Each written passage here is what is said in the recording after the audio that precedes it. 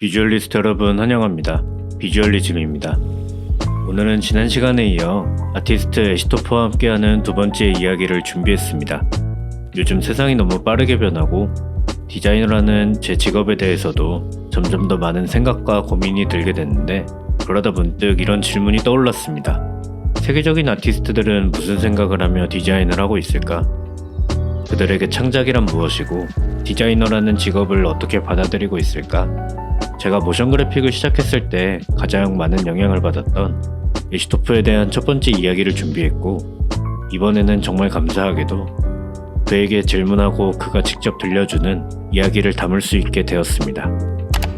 Hi there. Thank you so much for reaching out and for your extremely kind words and very thoughtfulness. It was I apologize for how long it's taking me to get to you. I wanted to make sure I took the time to think on your questions and give you the best answers possible. Hopefully this translates over to you and everything comes through clearly. I'm going to go ahead and start answering the questions now. Here's your interview, so thank you so much for that. Okay, let's begin. 당신의 작업은 늘 강한 감정의 밀도를 가지고 있는 것 같아요. 최근에는 특히 더 배트맨이나 MHC ALT-C 프로젝트처럼 자동차 디자인을 통해 그 감정이 더 선명하게 드러나는 것 같은데 왜 차량이라는 매체를 감정의 표현 수단으로 선택하셨나요? 그리고 그 안에 담고 싶었던 감정은 무엇이었나요? Yeah, I would say for the automotive space, especially MHC, this is a project that's created with my good friend and close partner, Carlos, aka Color Sponge. I don't look at cars as necessarily a form of transportation. I see them as a anthropomorphization of the human form. And I see it as a form of expression. There's something about automotive design that I just absolutely love. I think when it's done correctly, it combines technology, science, art, engineering. Most of what it takes to make a human, I think that it takes to make a car a special item. And I'm actually building a car of my own right now, and I'm going through this incredible journey, this process of discovery and patience and frustration, and it's just all a part of it. So it's much deeper in my mind, and for me personally in my own journey with it, than just on the surface kind of level things. Sure, it's on the surface a car is this thing that gets you from one point to the other, if you don't want to use your body to move you. So there's also that, but if you go further and deeper, it's more of like basically taking who you are and taking it further beyond that. And to me, that's just one of those things I really love. So it's a form of expression. And the Batman was a project that I worked on, and so I can't take credit for the story, of course, and the film itself is its whole own beast, but my contribution for that was really to method act if I was to be Bruce Wayne and I was actually making this car, what would this experience be, and who would I be and how would I approach this and how would I do this. And so there was a lot of things for me to consider with that, and that was something that I really put a lot of time into, trying to become Bruce Wayne basically and think about it that way. So I guess I just try to lead with as much empathy and emotion as possible, and then let the art react to that. I think is potentially the goal. MHC와 ALT-C는 단순한 스튜디오라기보다는 어떤 철학과 애티튜드를 기반으로 한 크리에이티브 플랫폼처럼 느껴집니다.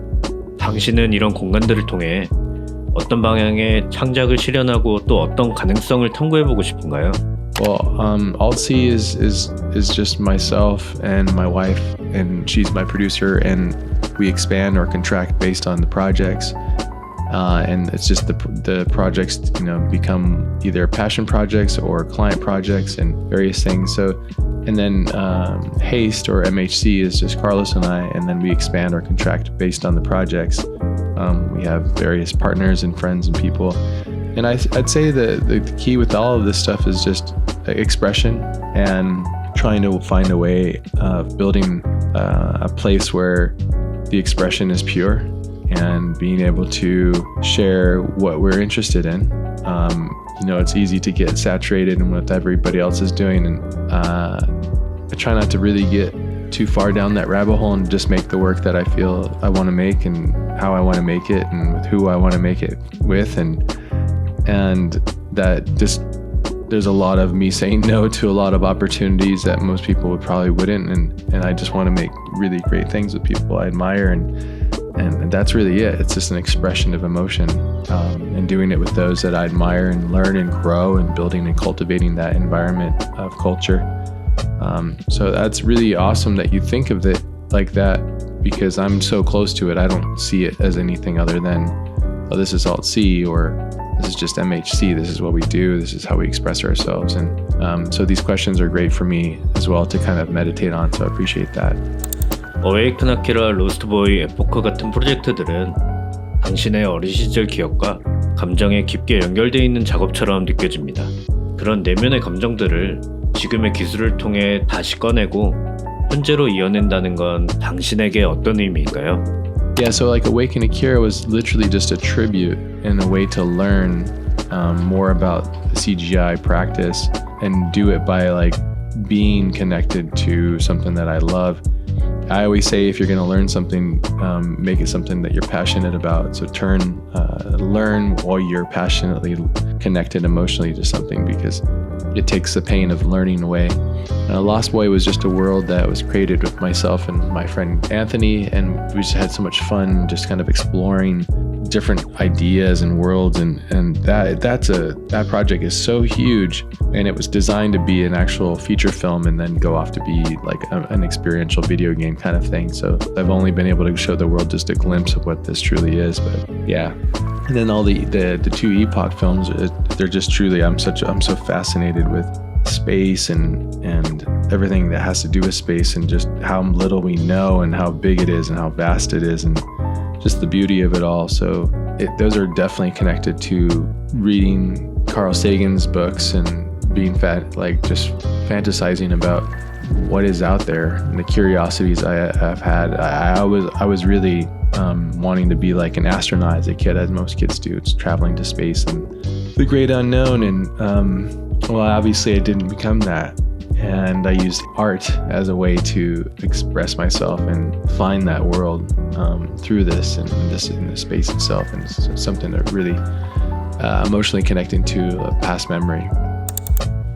시나리오 4D, 블렌더, 그리고 AI와 같은 툴들이 눈에 띄게 빠른 속도로 진화하고 있는 지금, 감정과 서사를 중심에 두고 작업해온 당신에게 이러한 기술의 물결은 어떤 방식으로 영향을 미치고 있는지 궁금합니다.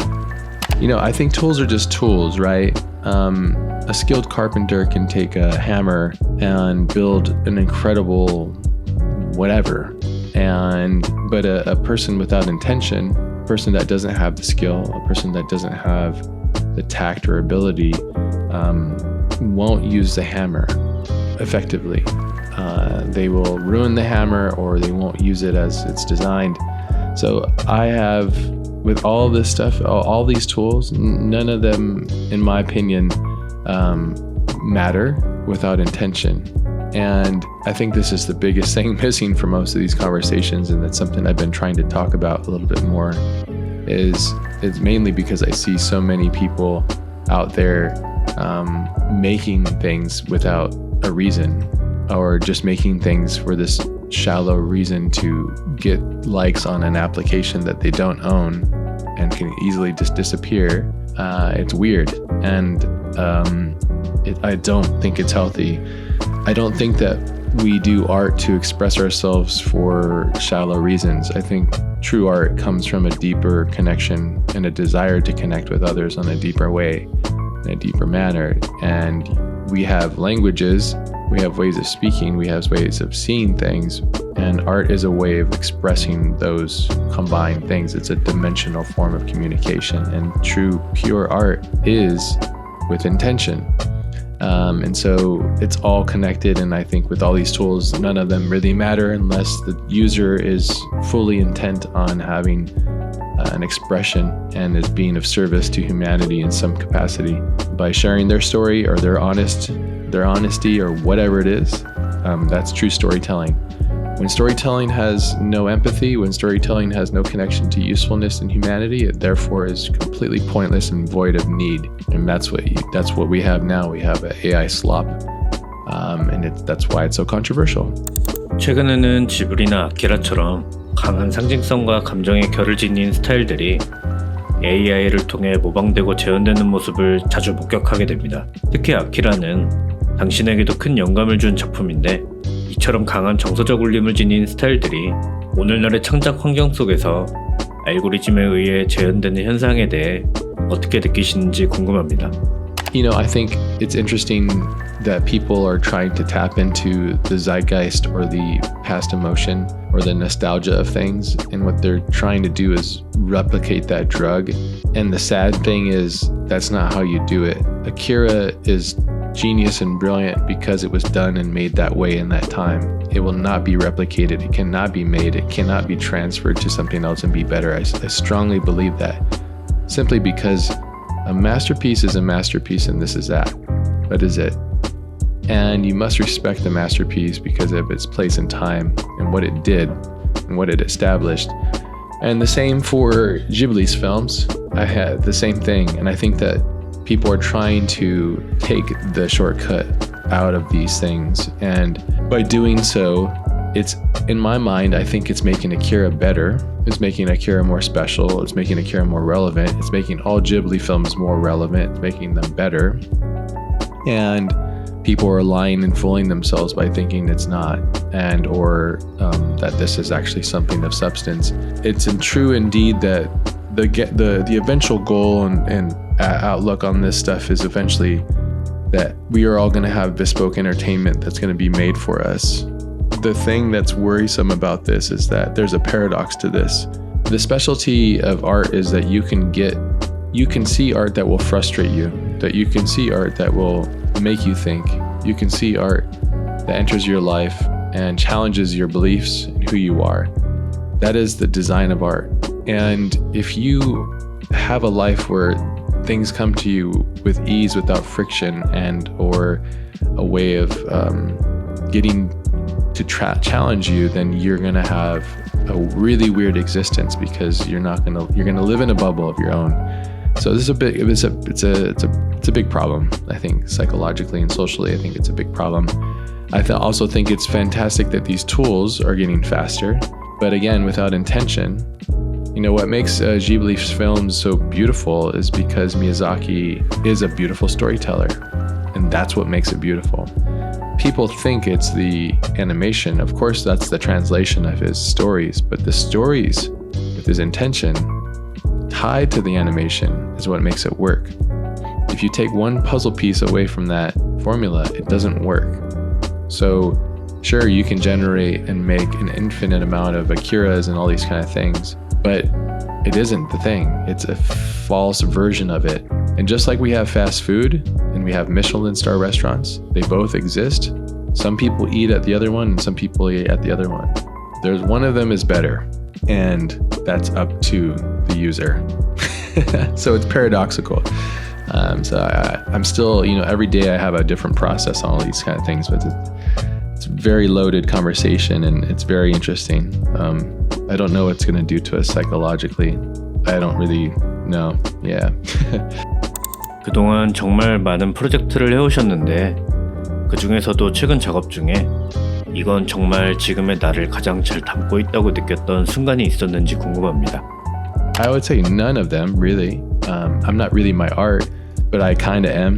I'd say Chimera is probably the closest to, if I were to make a film, what it would feel like, how it works, the mechanism of it, the cinematics, the sound, the score, the feel, simply because it's, mostly done with just such a small team, and it kind of connects to like the way that I like to see things. So I'd say Chimera is probably the latest thing. That's probably the closest thing. It's something that usually I'm not very proud, or I don't really care to look at my work past it. But when I look at Chimera, I'm really proud of the work that we put together in here, and I think that I would love to do more, but who knows, maybe someday, maybe never. 당신이 생각하는 최고의 디자인이란 무엇인가요?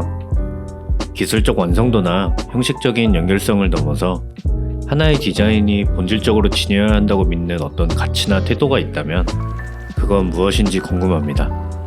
Again, as I mentioned, storytelling and everything, it must be in service, right? It must have intention.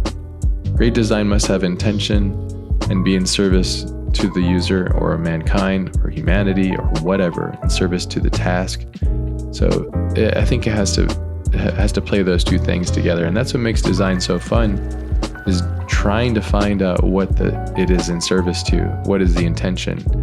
Once you find that, you can kind of lock in on it. It could be a chair, it could be an Akira film, it could be a camera. What is its intention and how does it serve the end user or whatever it's designed to do? How well does it do that? Great design is often blind or completely invincible. When you experience something without friction, oftentimes that's a beautiful design, or a sense of beautiful design.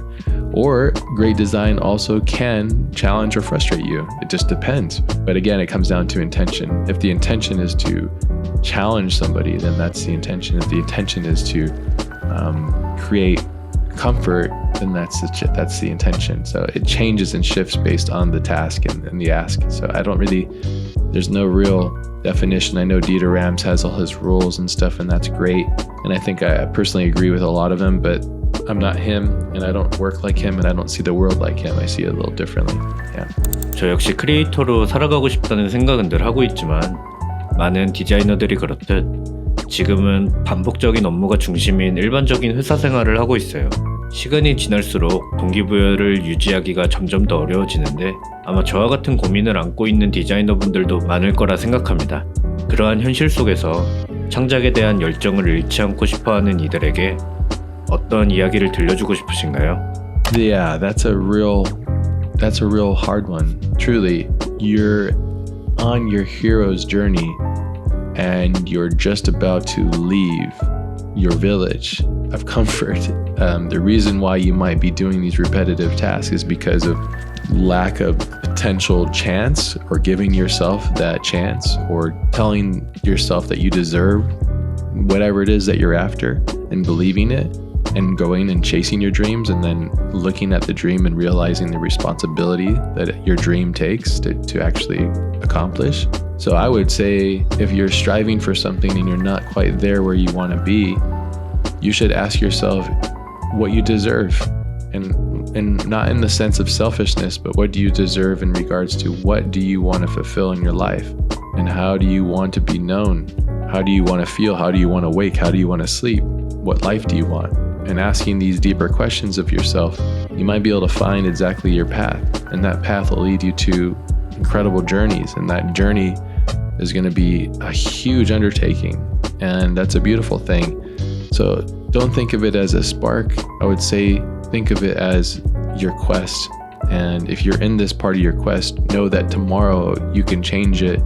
It just depends on how courageous you want to be towards your ambitions, and knowing exactly what your ambitions are is the intention.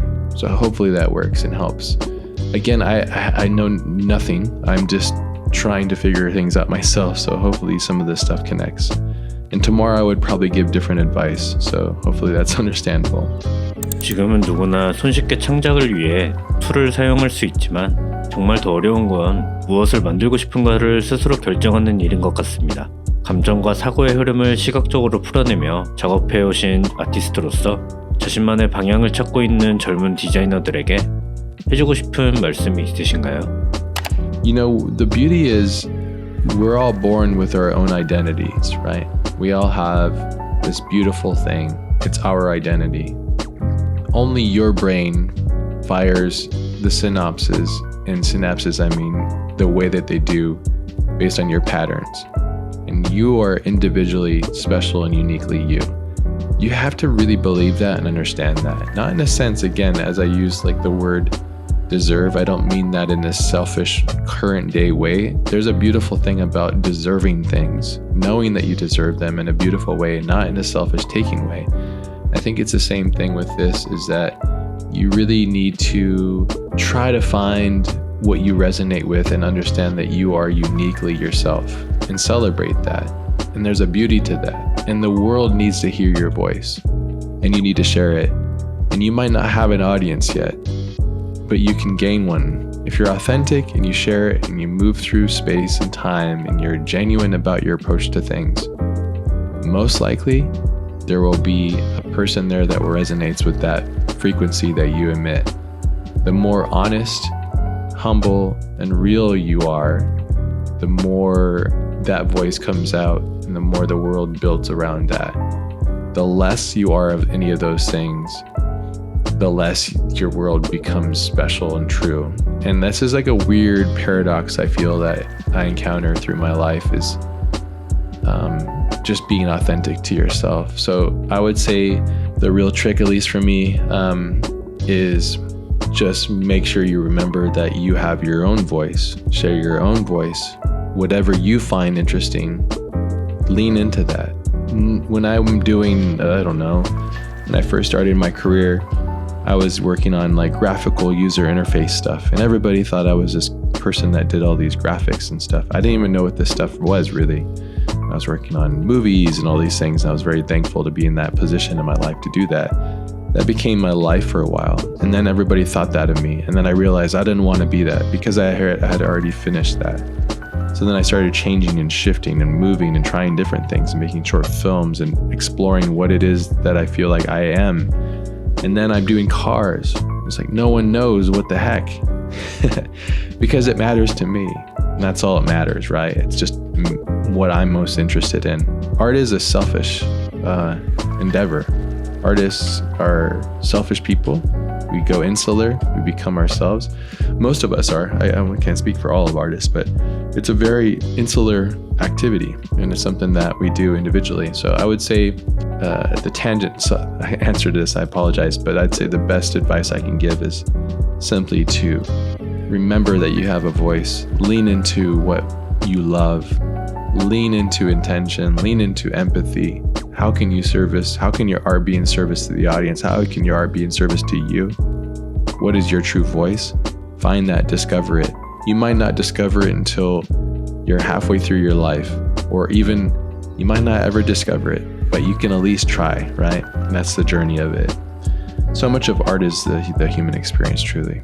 These are fantastic questions, by the way. Thank you. They're getting me to think a lot about stuff, and I'm trying my best to answer them. 한국에 있는 당신의 작업을 깊이 존경하는 모션 디자이너들이 많습니다. 한국 팬들과 창작 커뮤니티에게 전하고 싶은 말씀이 있으신가요? I tried to say it earlier, and I just live and work in my office, and I live in a little bubble, and I travel, and I can't even imagine anybody really paying attention to what it is that I do. So I'm deeply honored, and I'm completely ingratiated and so thankful that there would be anybody that attention to what I'm doing. So I deeply, I'm so thankful, and I'd love to just say, hopefully, you just keep chasing your vision. I've been watching so much beautiful and amazing cinema and art that's been coming out of South Korea. It's been amazing. And so there's definitely a culture hub and incredible culture that's growing in South Korea, which is awesome. And I'm hoping to visit someday soon. So I'm hoping to see you all there. And I would say just, keep doing your amazing art and doing your work and expressing yourself, and do it your way, your culture's way, however it is that you express yourself. Lean into that. The world needs to hear the voice, and we want, art it's basically a pool, and we're all drinking from it. So yeah, I would say just be authentically yourself, and I hope that it's blanket advice. I apologize, but I really hope that just make sure you lead with your voice and have intention with your work, and be in service to your audience as best you can in the way that you're in service to yourself first and foremost, and your audience will feel that. Thank you again so much for your questions. Thank you for letting me be a part of your project, and thank you for your time and thoughtfulness. I really appreciate it. Wish you all the best.